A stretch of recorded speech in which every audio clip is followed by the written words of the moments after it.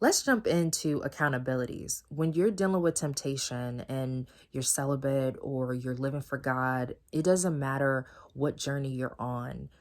You're abstinent, whatever it is, you're going to need some people, some resources to help you through it, right? And that's what today's video is going to be about, is accountabilities when you're tempted, what to do, what to look for, how to start that process if you've never done it before. And even if you've done it before, this is always a good refresher. I was reading a Bible app in the YouVersion app, and it was a journey to purity. It was a devotional about sexual purity and how accountabilities can help you with temptation. And I want to kind of go over what they were talking about in day 7, which was amazing. And it was really good. And it's very timely because a lot of people have been coming to me about accountability and what to do. And I really want to set a standard and maybe a basic understanding of what accountability is and what they recommend. And I really agree with them. The first thing is there's characteristics, right? You want the person to be honest, supportive, trustworthy, and transparent. And so these are characteristics to look for when you're looking for accountability, whether it's in a group, it's a person, it's a couple people.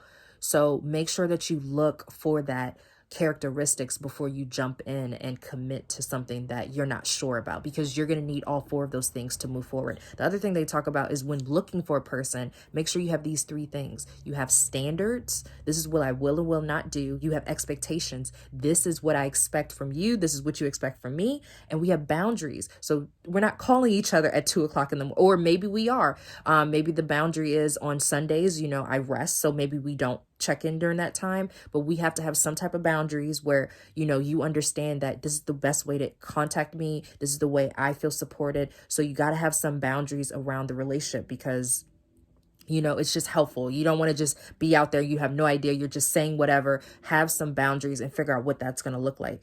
The other thing they said is when you're looking for an accountability, make sure it's the same sex. You don't want to have the opposite sex. So me being a woman, Debbie, I should not be holding a man accountable, right? It can get very confusing, can get conflicting. It's okay to get advice and pray and stuff like that, but to actually have someone hold you accountable, they recommend no. A woman with a woman, a man with a man. So there are some men and there are some women that reach out and they love you living Purified, which is amazing. But I want to start to partner with other men's groups and women's groups so that no matter who's watching these videos and they need help, you can pull from these resources to help you in your time of need. The Bible verse they go over into is Proverbs 15:22, and it's a perfect verse for counsel, mentorship, all of that good stuff. It says, plans fail for lack of counsel, but with many advisors, they succeed. You need your own board of advisors. A lot of businesses, they have a board of advisors. You can't just do any and everything in a business, right? And so with accountabilities, this helps you not just deal with temptation, but just to hold you to the standard that you said you wanted to live. And that could be in your finances, that can be in your spiritual life, it could be whatever. So these are 5 things they went over when you do decide to have an accountability partner. First thing is setting a time for check-ins. So you're going to have your check-ins and, put it on your calendar like you would a doctor's appointment. So if it's going to be weekly, if it's going to be bi-weekly, it's going to be monthly, it's going to be quarterly, it's going to be on the phone, is it going to be email, is it going to be in a group chat? Figure out when and where and how often you're going to meet. The other thing is sharing your journey. So you want to be vulnerable and honest. If you are the one that's sharing your testimony, this is what I've been through. And a lot of people, it is difficult for them to share and be honest and open about that. So you want to definitely make sure that you share your journey with this person and you feel comfortable doing it.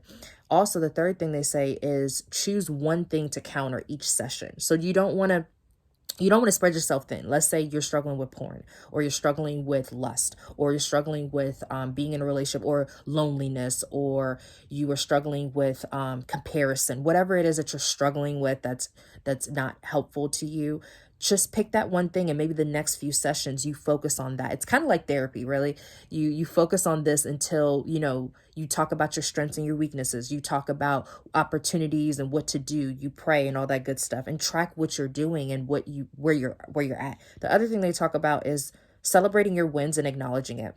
So when you do amazing things, let's say you walked away from a tempting situation, let's say you put away your phone, whatever it is, acknowledge it. celebrate it, and make sure that the accountability partner knows. The other last thing they say is be open to changing partners. Sometimes it doesn't work. Sometimes in one season, this person worked for you, and then now you realize they're not as open, they're not as available. So pray to God that somebody else will come through and it won't be a complete disaster because now you don't have anybody. Just pray and continue to look for other resources to help you through. Now, I want to talk about two resources, accountability. One is puredesire.org. They have free consultations, so check them out. Disclaimer, I am not associated with any of these organizations. I have just done my own research, so go ahead and check them out. The second one is for men, specifically Samson Society. They have a virtual newcomer meeting. So it's a whole fellowship around men and helping them with, purity and but just being good men and being around great environments and different things like that. So just to wrap up, make sure that when you're finding accountability partners, you look for these qualities, you set expectations, you come up with a game plan. And even if it doesn't work, you don't just quit. You pray to God, you be patient, but you continue to look.